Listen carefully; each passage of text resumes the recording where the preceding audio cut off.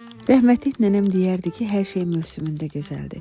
Mən də gilə meyvələrin nə qədər ki mövsümüdür, gətirib kokteyl hazırladım. Hal-hazırda 3 fərqli gilə meyvədən 3 nəfərlik kokteyl hazırlayıram. Əgər sizin qonaqlarınız gələcəksə, o zaman daha böyük qabda, yəni qrafində hazırlaya bilərsiniz.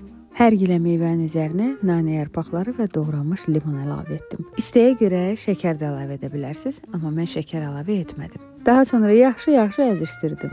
Nə qədər çox əzilsə, dadı o qədər ləzzətli olacaq. Dondurucudan çıxartdığım buzu bir paketə yerləşdirib çəkiclə əzişdirdim. Şekerin içərisinə aromalı şəkər əvəzinə mən sirop əlavə etdim. Xırdalanmış buz və limon suyunu da tökdükdən sonra yaxşı-yaxşı qarışdırdım. Əgər sizdə şeker yoxsa, narahat olmayın, adi bir qabda da edə bilərsiniz.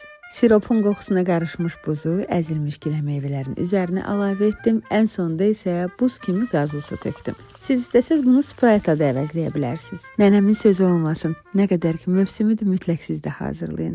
İçərisinə isə damaq dadınıza görə əlavələr edə bilərsiniz. Özünüzə yaxşı baxın. Allah amanında.